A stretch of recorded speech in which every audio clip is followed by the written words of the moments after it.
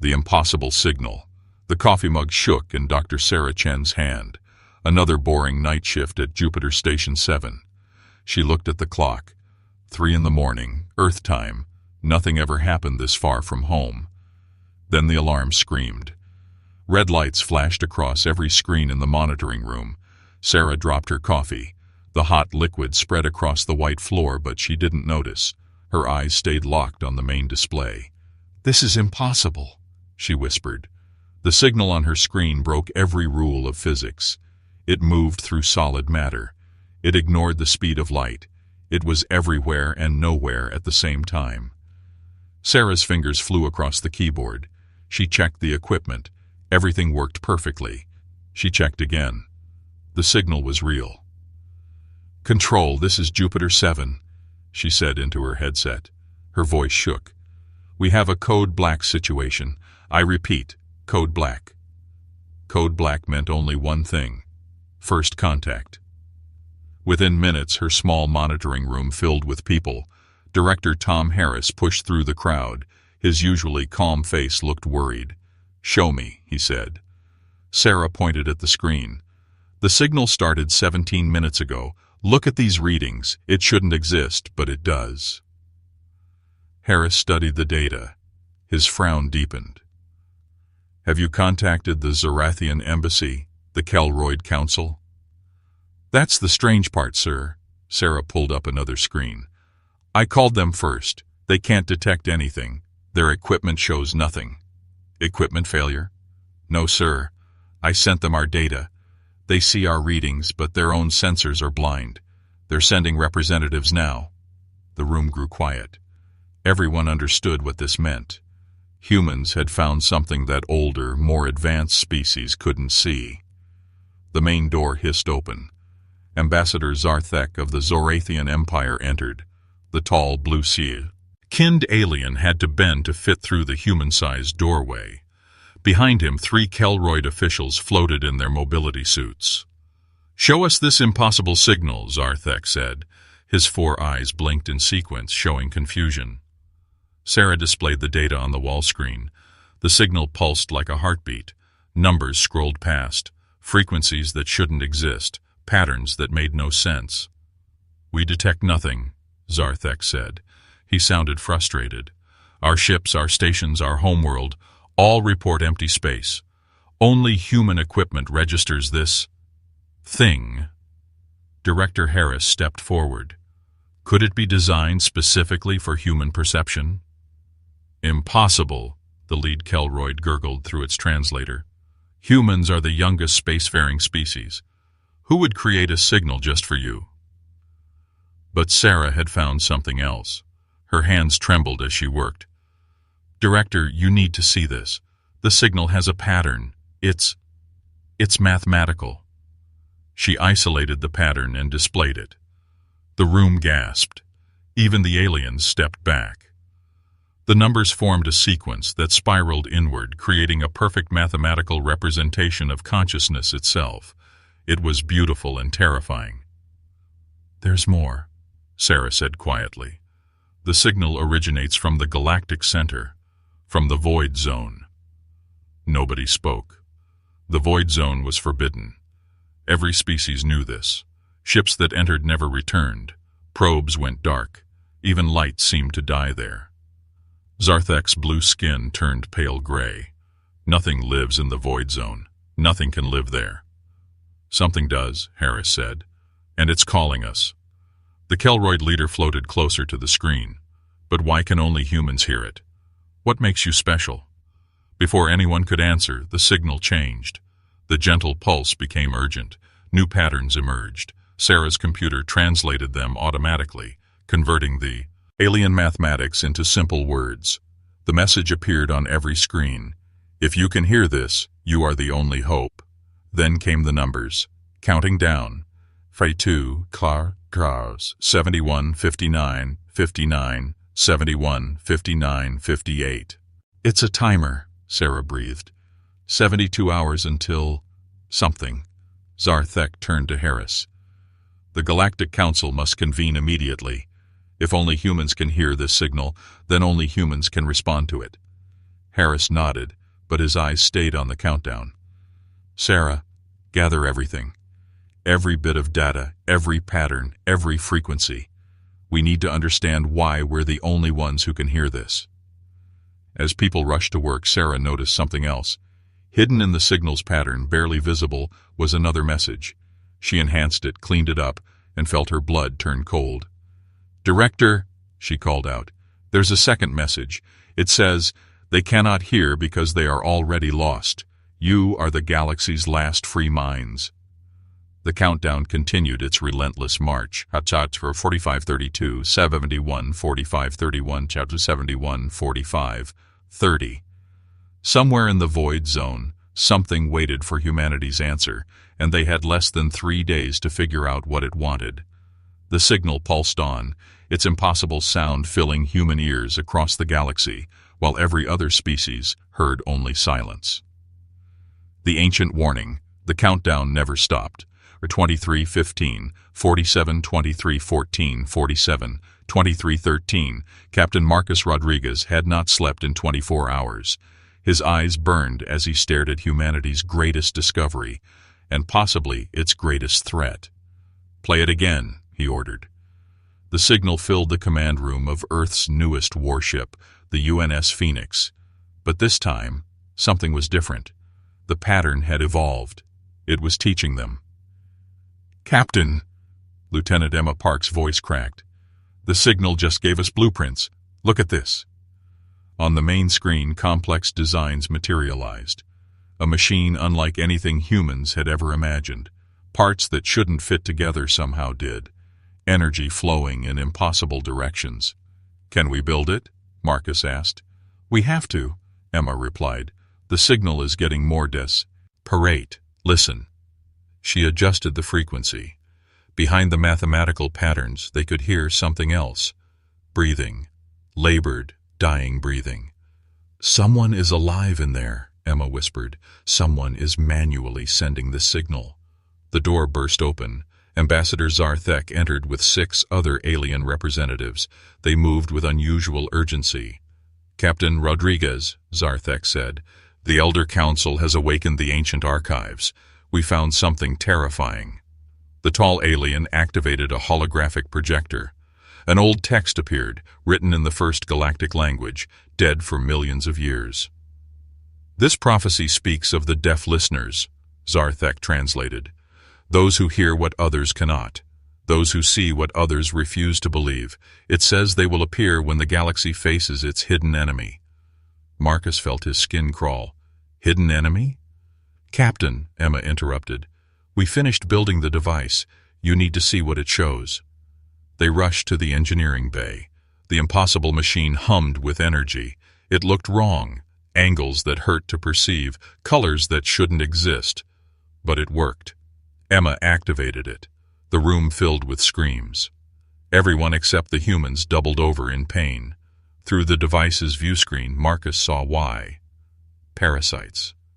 Massive, translucent creatures attached to every alien in the room, wrapped around their brains, their spines, their hearts.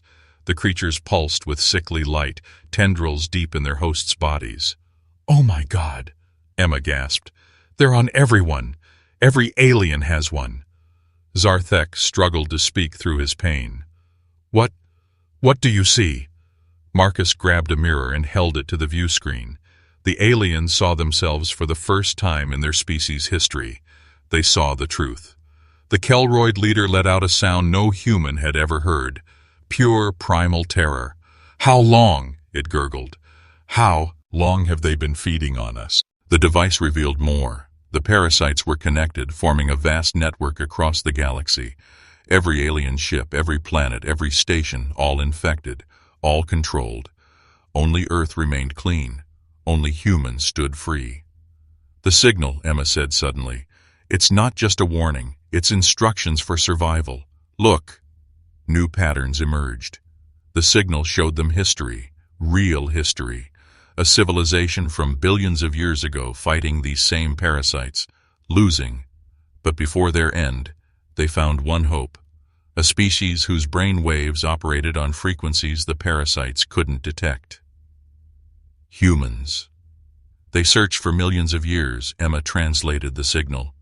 They found us when we were still in caves. They knew we would evolve. They knew we would develop space travel. So they waited. They hid in the one place the parasites would never look. A black hole, Marcus understood. The void zone is a black hole.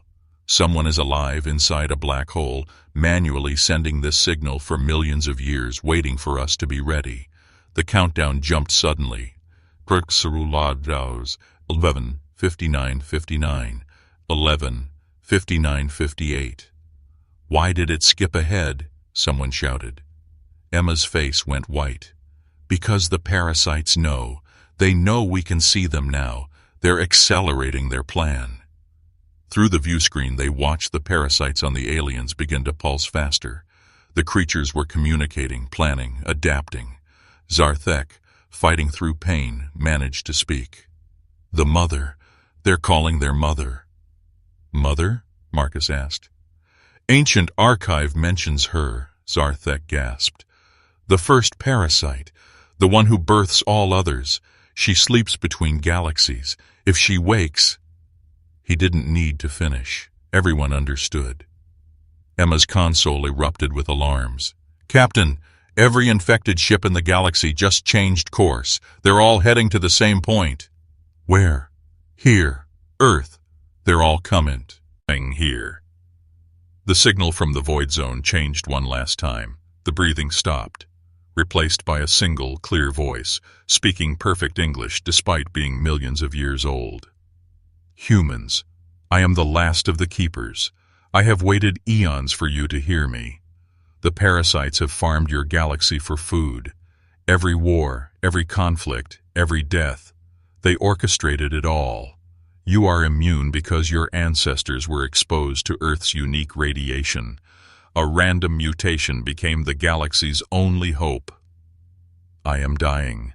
My species is gone, but I give you our final gift, knowledge. The mother comes. She has slept for millions of years, but her children have called her to feast on the last free minds. You have 11 hours to prepare. Unite the galaxy. Free the infected. Fight the mother, or all consciousness in the universe ends with you. The signal ends now. I go to my rest. The keeper's duty is done. Humanity's has just begun. The signal died. Silence filled the room. Then, from outside the ship, a sound that made everyone's blood freeze. 1 billion infected ships, all singing the same alien song, the mother's lullaby. She was already awake. The hidden enemy, the mother's ship, was not a ship.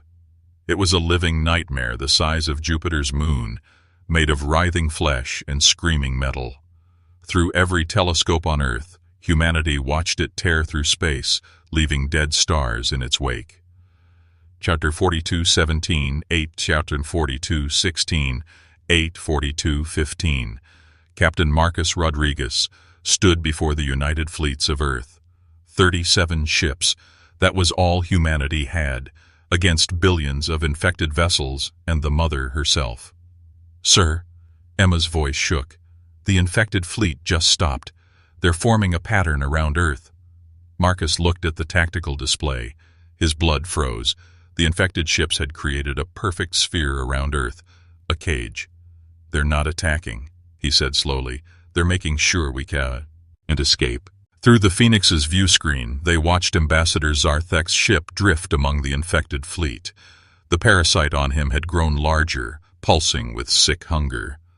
But inside, Zarthek was still fighting. Can you hear me, humans? His voice crackled through the comm. I'm still here, trapped in my own body. The parasite shows me everything. The mother, she's not coming to destroy you. She's coming to study you, to learn why you're immune. Then she'll evolve, create new parasites that can feed on human minds. Emma grabbed Marcus's arm. Captain, I've been analyzing the freed aliens from the test. When we removed their parasites, something happened. Look. On her screen, brain scans showed incredible activity. The freed aliens weren't just recovering, they were evolving. Their minds were creating new pathways, new connections. The parasites weren't just feeding on them, Emma realized. They were limiting them, keeping them from reaching their full potential. Captain, if we can free them all, we'd have an army of evolved minds, Marcus finished. But how do we remove billions of parasites at once? That's when 12-year-old Tommy Chen, Dr. Sarah Chen's son who was visiting the ship, said something that changed everything. Why don't you play them music? Everyone turned to stare at the boy. Tommy shrugged. The parasites talk to each other with frequencies, right? But they've never heard human music. Mom always says music is just organized sound waves. What if we played something they couldn't understand? Marcus and Emma exchanged looks. It was insane. It was impossible. It might work. All Earth stations, Marcus commanded, transmit everything, every song, every symphony, every child's lullaby. Broadcast it all. What happened next, no one expected. The parasites began to dance. Not gracefully. They writhed, twisted, confused. On every infected shut's eyes. The creatures started releasing their hosts, trying to escape the tsunami of human emotion encoded in the music. Jazz confused them. Rock music made them spasm. But it was a simple lullaby. Twinkle, twinkle, little star, that broke them. The parasites had never encountered the concept of love. A mother singing to her child. Pure, selfless affection. It was poison to creatures that only knew hunger. Across the galaxy, billions of aliens suddenly felt their minds return. The parasites fell from their hosts like dead leaves, shriveling into dust. But the mother was different. She absorbed the music, learning, adapting. Interesting, her voice echoed through every human mind. Not heard, felt, like ice in their veins. You use emotions as weapons. I will learn emotions. I will become what you are. Then I will feed. The mother's ship began to change, growing, evolving. Parts of it started to look almost human. She's copying us, Emma breathed in horror. But the freed aliens were changing too. Zarthek's ship suddenly blazed with new energy. His voice, truly his for the first time in his species' history, rang out clear. Humans, you freed us. Now let us fight with you. The parasites stole millions of years from us. We want them back. Every freed alien ship began to glow. Their technology, no longer limited by parasites, evolved in seconds. Weapons that bent reality. Shields made of compressed time. Engines that moved through dimensions. The real battle was about to begin. The mother's ship split open like a flower made of teeth and darkness. Inside, something moved. Not one creature, but millions. All her children returned to her, forming a new body, a body designed to hunt humans. Captain, Emma's scanner screamed, she's not just copying our immunity. She's copying our creativity, our unpredictability. In approximately 6 minutes, she'll be immune to everything water to have. Marcus made a decision that would haunt him forever. Ram her. What? The Phoenix. We ram the mother. Detonate our cores inside her body. Emma stared at him. That's suicide. That's the point. She can copy our strengths, but can she copy our greatest power? The ability to sacrifice ourselves for others? Before anyone could stop him, Marcus activated the autopilot. The Phoenix surged forward. But Tommy Chen had another idea.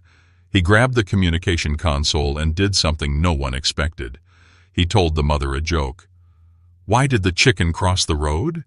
His young voice echoed through space. The mother paused. Her entire massive form stopped moving. What is chicken? What is joke? Tommy grinned. To get to the other side. Get it? It's funny because it's not funny. The mother's scream shattered windows on Earth. She couldn't understand. Humor, paradox, things that made no sense but perfect sense. Her evolved mind, built on pure logic and hunger, began to tear itself apart trying to comprehend the absurd. More! Marcus shouted.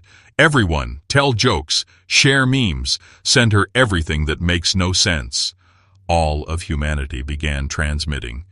Dad jokes, cat videos, memes that had no meaning, abstract art, the ending of movies that made no sense, every beautiful, chaotic, illogical thing that made humans human. The mother's new form began to collapse. She had copied human creativity but not human acceptance of chaos. She could feel but couldn't understand why feeling mattered more than logic. "Impossible!" she screamed. "Existence must have purpose, must have meaning." "That's the point," Marcus said softly. "Sometimes it doesn't. And that's okay." The mother made one last desperate move. She reached into the Phoenix's computers, trying to understand the source of human chaos. She found humanity's internet history. The explosion could be seen from Andromeda. As the mother's death scream faded, her final message echoed through the cosmos. They argue about pineapple on pizza. They fight over dress colors. They create beauty from madness. I cannot be this. The parasites across the galaxy crumbled to dust. But in the mother's remains, something else stirred, something that had been sleeping inside her all along. The real enemy, 1207 to 3, 1206, 3, 1205. The countdown hadn't been for the mother's arrival. It was for what would wake when she died. Humanity's symphony, the mother was never the enemy. She was the prison. From her shattered corpse, something ancient emerged. Not matter, not energy, but pure entropy given form.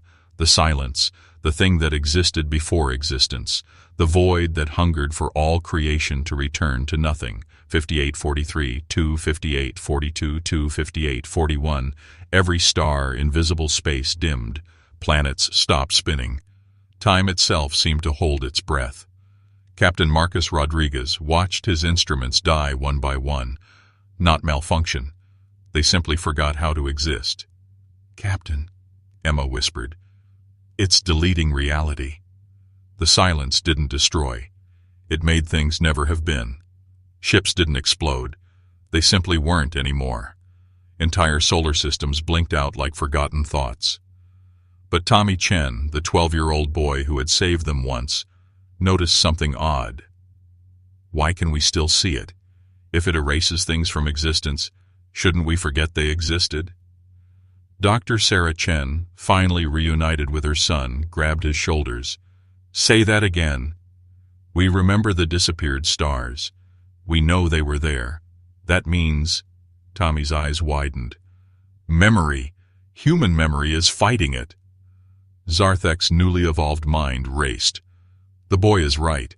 Humans don't just remember facts. You remember feelings, sensations, mistakes. You hold on to things that never made sense. Your memories are chaos incarnate. Marcus understood.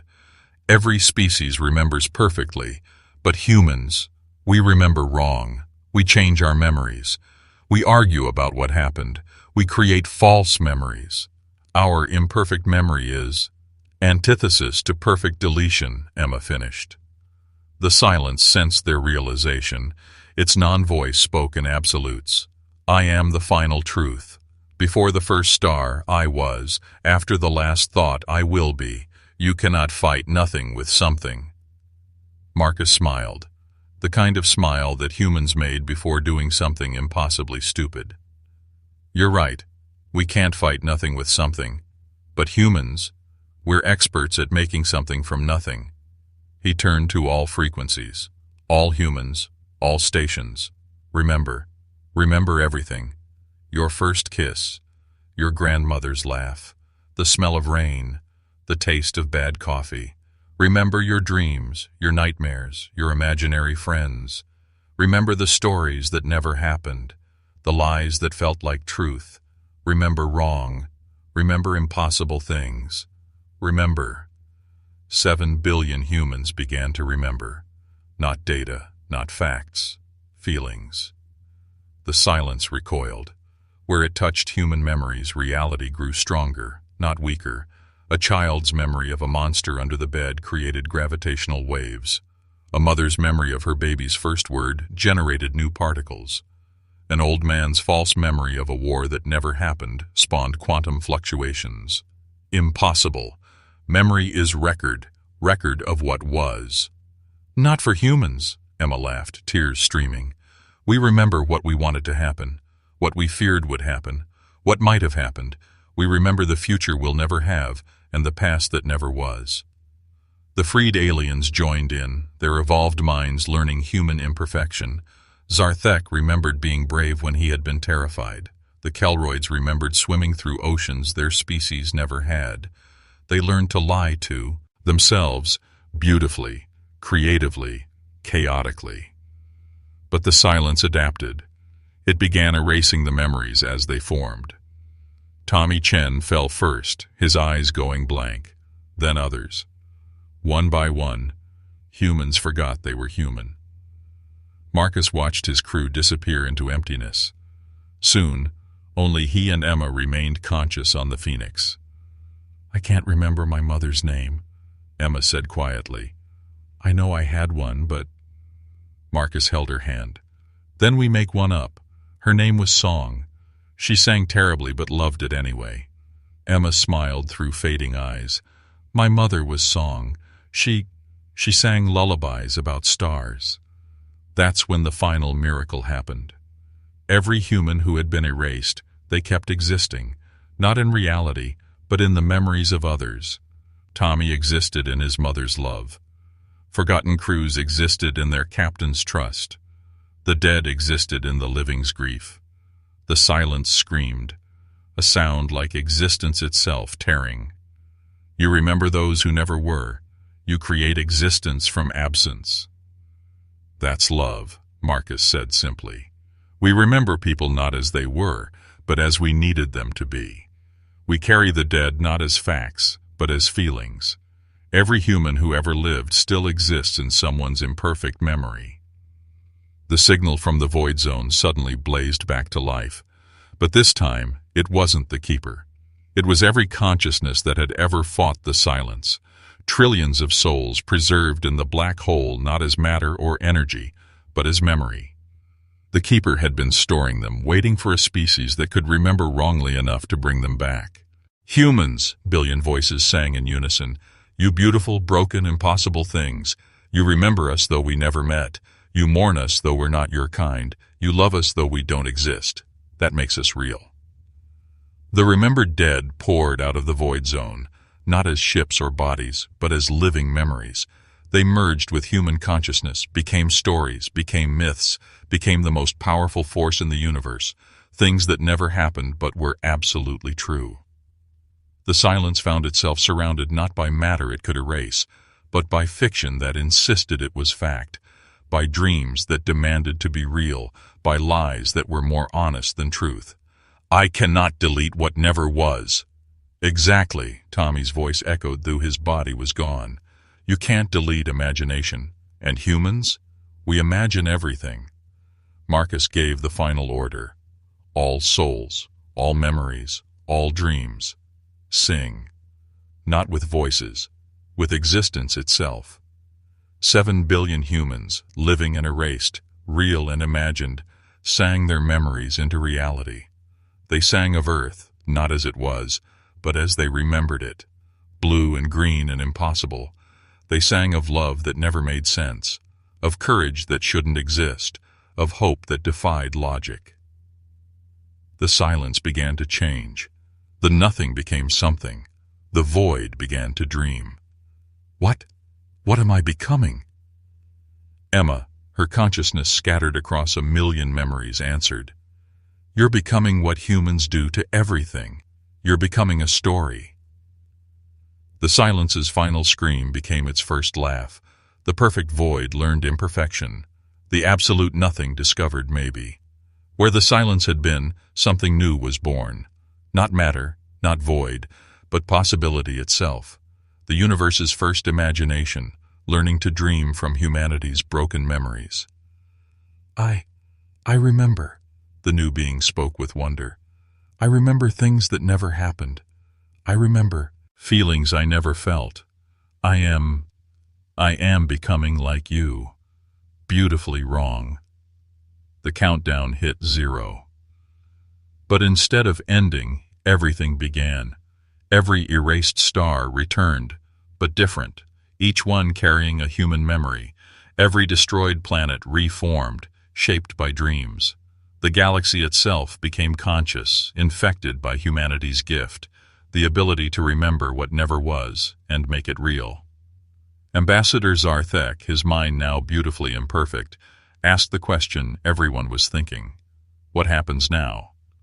Marcus, somehow still himself despite existing as memory across 1,000 minds, answered, Now we teach the universe to dream, to remember wrongly, to love impossibly, to be human without being human.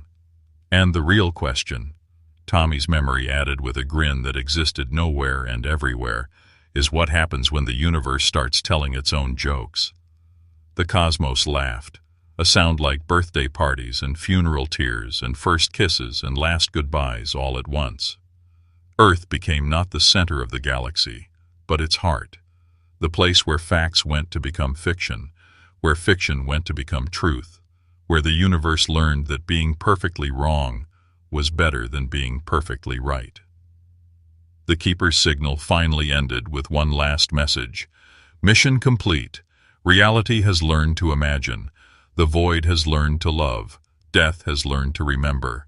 And humanity has taught the cosmos that the most powerful force isn't gravity or time or entropy.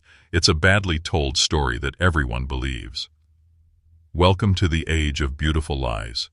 The universe will never be factual again. In the depths of space, where the mother had died and the silence had been born and reborn, something else stirred. The next impossibility, waiting to be remembered into existence. But that's a story humans would tell tomorrow. Today they had a universe to teach about. Get pizza toppings and why cats were somehow sacred and stupid at the same time. The signal was never for humans.